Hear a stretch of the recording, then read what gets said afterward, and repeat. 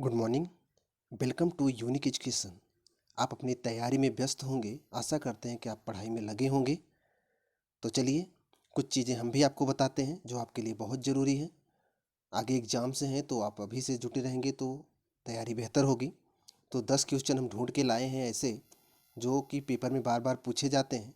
तो आप इनको देखिए, टेस्ट दीजिए और कोशिश करिए कि 9 से 10 के बीच में आप सही करने का प्रयास करें। प्लस कुछ और फैक्ट भी बताए जाएंगे जो आपके पेपर के लिए ज़रूरी हैं, तो उन्हें भी आप नोट डाउन करें और पूरे तन मन धन से और पूरे पॉजिटिव सोच से अपनी तैयारी में जुटे रहें। सफलता ज़रूर मिलेगी। चलिए फिर पहला क्वेश्चन देखते हैं। क्वेश्चन ध्यान से देखें, आप आंसर सोचें, फिर हम आंसर बताएंगे, फिर अब आंसर आप मैच कराएंगे। पहला क्वेश्चन है, अशोक के शिलालेख किस लिपि में लिखे गए हैं? मगधी, संस्कृत, पाली, ब्राह्मी। सोचें। प्राचीन इतिहास से सभी क्वेश्चन है, मैं आपको पहले बता दे रहा हूँ। अगर आप चैनल पर नए हैं, चैनल को सब्सक्राइब कर लीजिए और टेस्ट देने से पहले आप पहले एक बार किताब अगर पढ़ सकते हैं तो पढ़ लीजिए, उसके बाद टेस्ट दीजिए ताकि आप पूरा का पूरा सही करें, पूरा सही करने का प्रयास करें। और कुछ चीज़ें बताई जाएंगी तो उन्हें भी आप ध्यान रखें। सोचें, अशोक के शिलालेख किस लिपि में लिखे गए हैं? मगधी, संस्कृत, पाली, ब्राह्मी।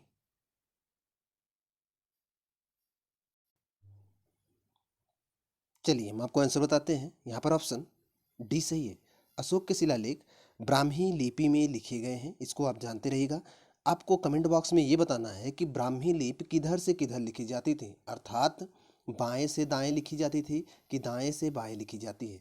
जैसे कि हम लोग देवनागरी लिपि जो लिखते हैं, देवनागरी लिपि में हम लोग हिंदी लिखते हैं, हिंदी हम लोग बाएं से दाएं लिखते हैं। लेकिन हम आपसे ये पूछ रहे हैं कि ये जो ब्राह्मी लिपि है ये किधर से किधर लिखी जाती थी, बाएं से दाएं कि दाएं से बाएं, ये आप हमें कमेंट बॉक्स में बताएंगे। और यहाँ पर जो आंसर है अशोक के शिलालेख वो ब्राह्मी लिपि में मिले हैं, इसको आप जानते रहिएगा। संस्कृत उसके बाद आई है। मगधी इसलिए कहा गया क्योंकि 14 महाजनपद में मुख्यतः सबसे बड़ा जो महाजनपद था वो मगध था, तो वहाँ पर भी एक बोली प्रचलित थी। संस्कृत बहुत बाद में आई।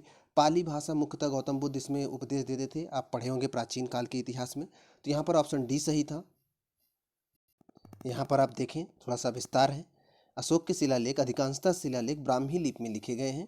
अशोक के अभिलेखों में शाह शाहबाजगढ़ी और मानसेहरा के अभिलेख भी खरोष्टी लिपि में लिखे हुए मिलते हैं। शाहबाजगढ़ी और मानसेहरा के जो अभिलेख हैं वो खरोष्टी लिपि में मिलते हैं, लेकिन ज़्यादातर उसके जो शिलालेख हैं ब्राह्मी लिपि में मिले हैं, ये भी जानते रहिएगा। और प्लस एक चीज़ और आपको बता दें कि भारत में शिलालेखों के प्रचलन का जो श्रेय दिया जाता है वो मौर्य शासक अशोक को ही दिया जाता है। क्वेश्चन पेपर में आ चुका है, अगर जो लोग टेस्ट पेपर दिए होंगे उनको याद होगा।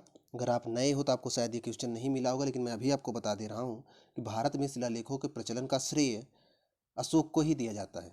एक बात और बता दूं मैं आपको कि भारत में बौद्ध धर्म को फैलाने का अगर श्रेय किसी राजा को अगर दिया जाता है तो वो भी अशोक ही हैं।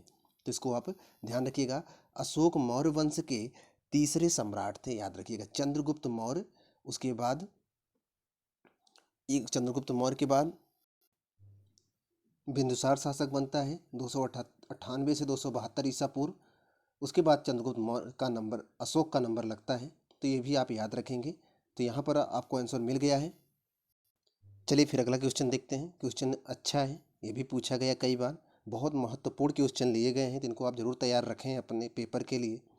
क्वेश्चन है, निम्नलिखित में से कौन सी विद्यापीठ सबसे पुरानी है? नालंदा, नालंदा है ये, तक्षशिला, विक्रमशिला, इनमें से कोई नहीं। कह रहा है इनमें से कौन सबसे पुराना है, अगर नहीं है तो ऑप्शन डी लगाएं आप। सोचिए कौन सबसे पुराना है।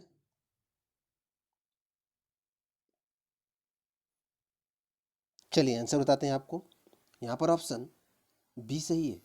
तक्षशिला जो है विश्वविद्यालय ये सबसे पुराना है। प्राचीन काल में अगर देखा जाए तो ये जो नालंदा आपको दिखता है ये बिहार के बड़गांव में है। बड़गांव एक स्थान है बिहार में, वहाँ पर है ये नालंदा विश्वविद्यालय। इसे चंद्रगुप्त गुप्त शासकों ने इसे बनवाया था, इसको आप याद रखें। और जो ये विक्रमशिला विश्वविद्यालय है ये भी बिहार में ही है, लेकिन इसको बनवाया था धर्मपाल ने। तो इनका सन देखोगे आप ना तो ईस्वी में आ जाता है, 300 ईस्वी 400 ईस्वी के आसपास की बात हो रही है। लेकिन जो ये तक्षशिला विश्वविद्यालय है काफ़ी पुराना है और ये पाकिस्तान में है वर्तमान में। मैं आपको डिटेल दिखाता हूँ इसका। यहाँ पर देखें आप डिटेल, इसका डिटेल है। तक्षशिला विद्यापीठ, तक्षशिला विद्यापीठ सबसे पुरानी है। तक्षशिला प्राचीन काल में गांधार जिला की राजधानी थी, वो जो वर्तमान में रावलपिंडी, रावलपिंडी आप जानते होंगे। रावलपिंडी से 20 किमी दूर सिंध और झेलम नदी के बीच में स्थित है। तक्षशिला मौर्य शासनकाल के पूर्व में स्थापित हुआ था। देखो, मौर्य शासनकाल ईस्वी से पहले था और ये उसके पहले था। और जो आप विक्रमशिला नालंदा देखें वो ईस्वी में है, मतलब कि ईस्वी जब शुरू हुई थी उसके बाद उनकी स्थापना हुई है। लेकिन तक्षशिला ईस्वी शुरू होने से पहले ही उसकी स्थापना हो गई थी। माना जाता है कि ईसा मसीह का जन्म के समय 1 ईस्वी से ही ईस्वी की शुरुआत मानी जाती है। ये कई चीज़ें यहाँ पर इम्पोर्टेंट थी, आप याद रखेंगे। और एक चीज़ यहाँ पर जो रावलपिंडी शब्द है,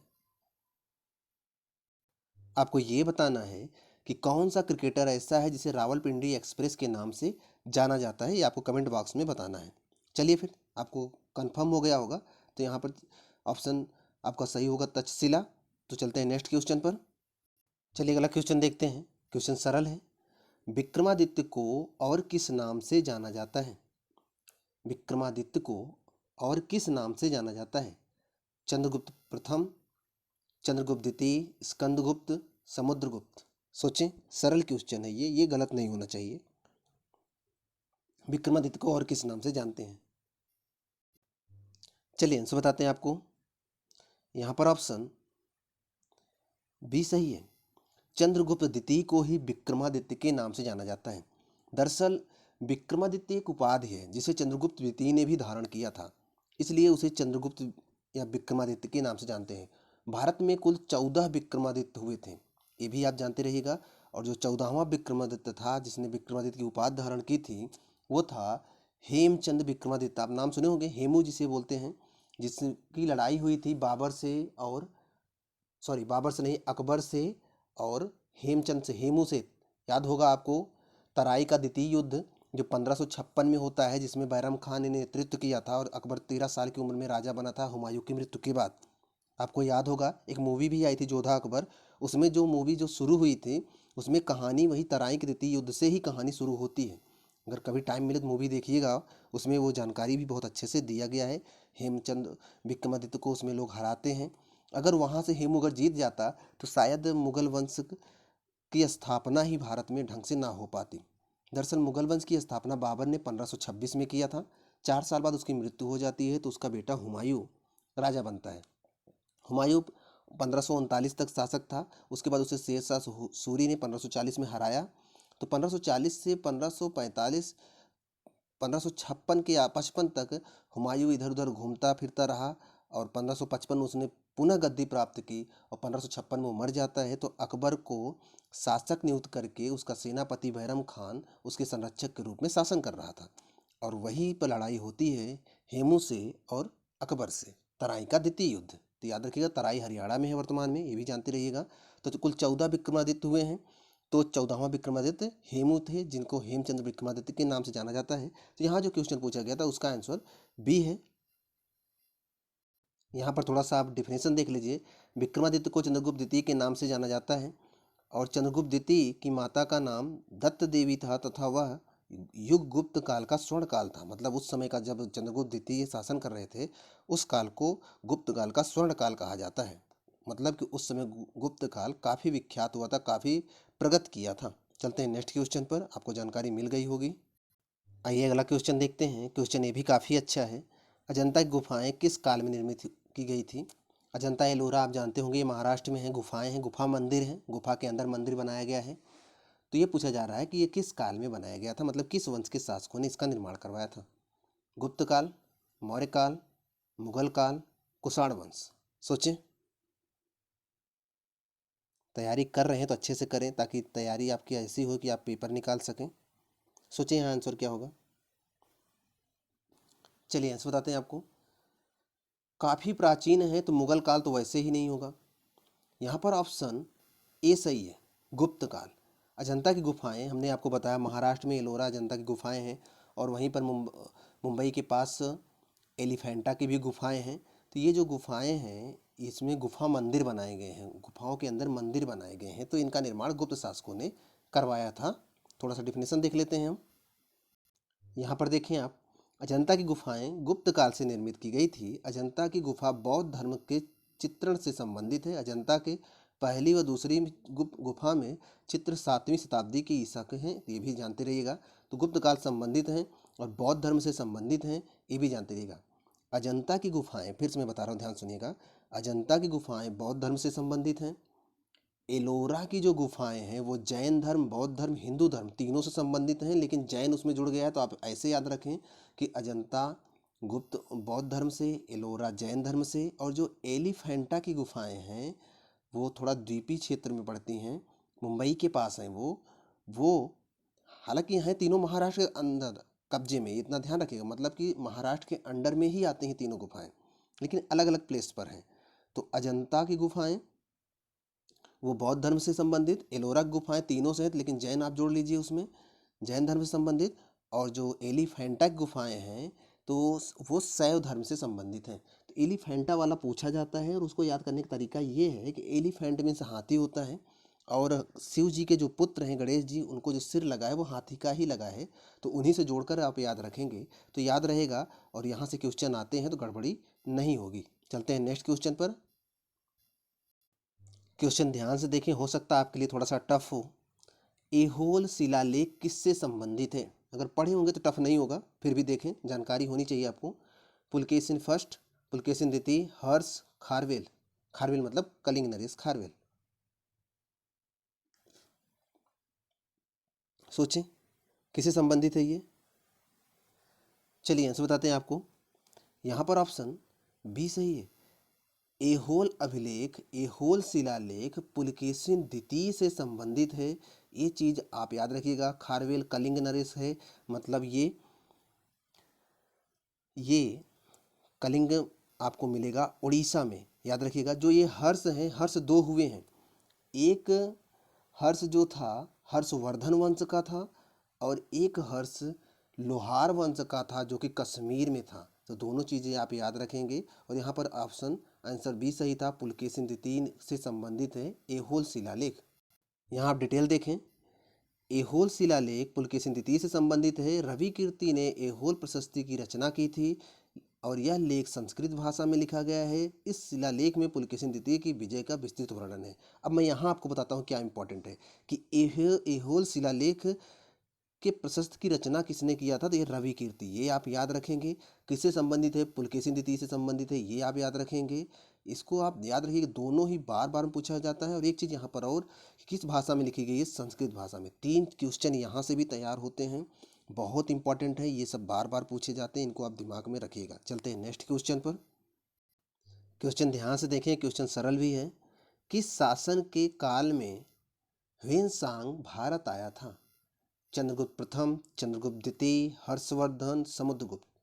सोचें किसके समय ह्वेनसांग भारत आया था। चलिए आंसर बताते हैं आपको। यहाँ पर ऑप्शन सी सही है, हर्षवर्धन के समय में ह्वेनसांग भारत में आया था। इसको आप याद रखिएगा, बहुत इंपॉर्टेंट है। पहली बात बताऊं, चंद्रगुप्त प्रथम जो था, चंद्रगुप्त मौर्य को ही चंद्रगुप्त प्रथम कहा जाता है, मौर्य वंश का है। चंद्रगुप्त द्वितीय मतलब चंद्रगुप्त विक्रमादित्य जो गुप्त वंश का था, जिसकी अभी आपको हमने दूसरे या तीसरे क्वेश्चन पे बताया था, वो ये है, ये उसकी बात हो रही है। समुद्रगुप्त भी गुप्त वंश का है, याद रखिएगा। हर्षवर्धन दो थे अभी बताइए, एक लोहार वंश का था, एक वर्धन वंश का था, तो याद रखिएगा यहाँ पर ऑप्शन सी है, हर्षवर्धन। यहाँ थोड़ा विवरण देखें। ह्वेनसांग हर्षवर्धन के शासनकाल में भारत आया था। ह्वेनसांग एक चीनी यात्री था, मतलब चीन से आया था, और अपनी यात्रा का विवरण अपनी पुस्तक सी यू की में किया है। तो एक चीज़ यहाँ याद रखिएगा कि ह्वेनसांग हर्षवर्धन के समय में आया था, ये याद रखेंगे, और यह चीन से आया था, ये याद रखेंगे, और इसकी पुस्तक का नाम सी यू की था, ये भी याद रखेंगे। बहुत चीज़ें ये बहुत इंपॉर्टेंट है, ध्यान रखिएगा। सी यू की, और ये चीनी यात्री था, हर्षवर्धन के समय में आया था, क्या नाम इसका था, ह्वेनसांग, याद रखेंगे, बहुत इंपॉर्टेंट है ये सब। चलते हैं नेक्स्ट क्वेश्चन पर। चलिए एक क्वेश्चन सरल आ गया है, हालांकि प्राचीन इतिहास का है नहीं, मध्यकाल का है, लेकिन सरल क्वेश्चन है, तो आशा करते हैं कि आप गलत नहीं करेंगे। दिल्ली का कुतुब मीनार किसके शासनकाल में पूरा हुआ? फिरोज शाह तुगलक, कुतुबुद्दीन ऐबक, इल्तुतमिश, अलाउद्दीन खिलजी। सोचिए।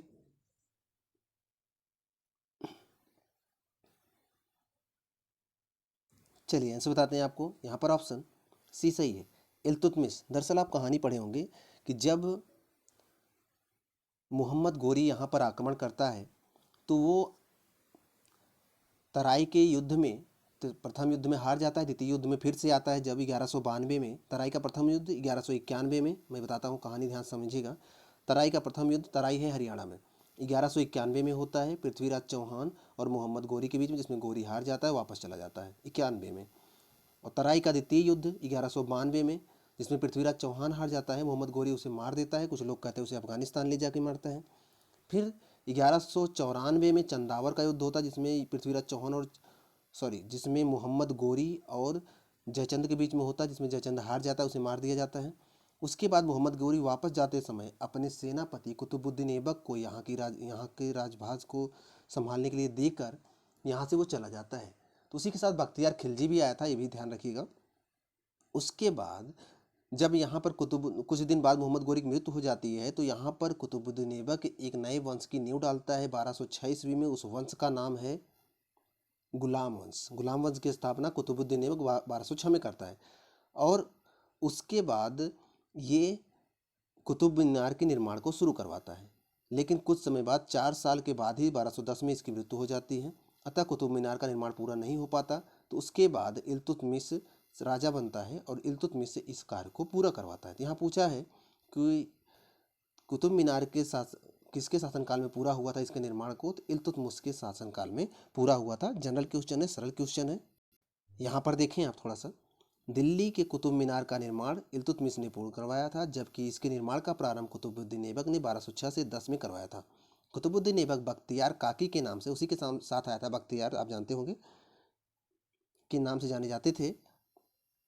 फिरोज शाह तुगलक के शासनकाल में कुतुब मीनार की चौथी मंजिल को भी काफ़ी हानि हुई थी, तो फिर उसने पूरा करवाया था। दरअसल जब कुतुब मीनार बन गया था तो कुछ उस पर आक्रमण हुआ था, कुछ लोग कहते हैं बिजली गिर गई थी, उसकी चौथी मंजिल खराब हो गई थी, तो उसको फिर से निर्माण करवाया था फिरोज शाह तुगलक ने।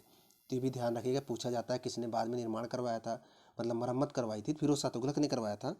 लेकिन बनवाने का काम किसने पूर्ण करवाया था, तो वो इल्तुतमिश थे। तो ये याद रखिएगा। कभी कभी क्वेश्चन आता है किसने शुरुआत कराया था, तो वो कुतुबुद्दीन ऐबक था, ये भी आप याद रखेंगे। कई चीज़ें हैं यहाँ पर आप याद रखेंगे।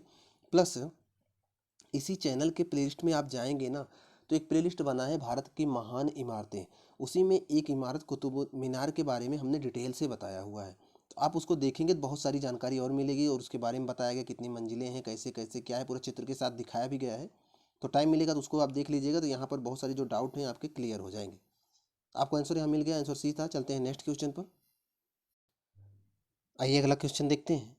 क्वेश्चन है, दिल्ली सल्तनत का उदारक प्रभुता संपन्न सुल्तान किसे कहा जाता है? फिरोज शाह तुगलक, कुतुबुद्दीन ऐबक, इल्तुतमिश, अलाउद्दीन खिलजी। सोचें।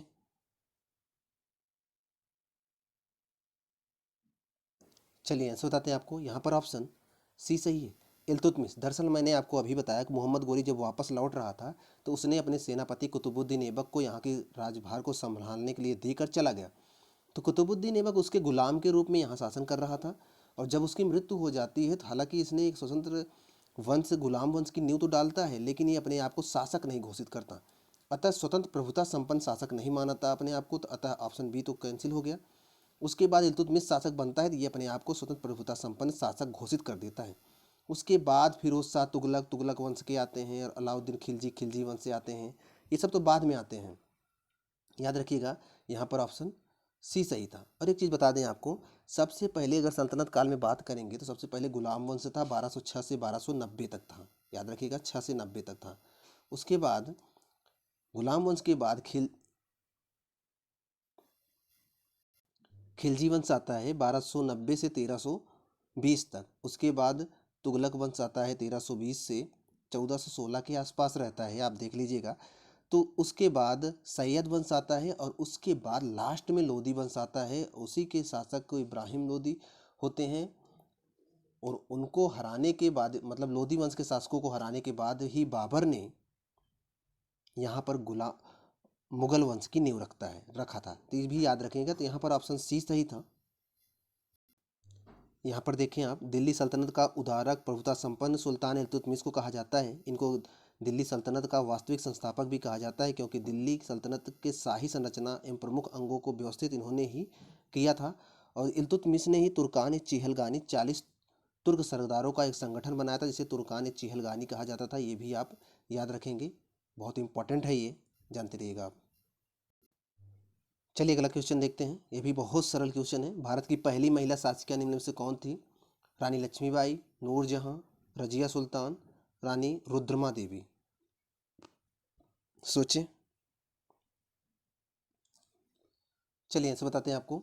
यहाँ पर ऑप्शन सी सही है, रजिया सुल्तान। दरअसल इल्तुतमिश की पुत्री थी रजिया सुल्तान। इल्तुतमिश की मृत्यु के बाद उसका बेटा अयोग्य था, तो उसकी बेटी रजिया सुल्तान शासिका बनती है 1236 से। दरअसल इल्तुतमिश 1210 में शासक बनता है, 1236 तक रहता है। 1236 से 1240 4 साल के लिए रजिया बनती है, क्योंकि चौथे साल में ही 1240 में उसको हत्या कर दी जाती है। तो ये आप याद रखिएगा, रजिया ही भारत की पहली महिला शासिका है, याद रखेंगे।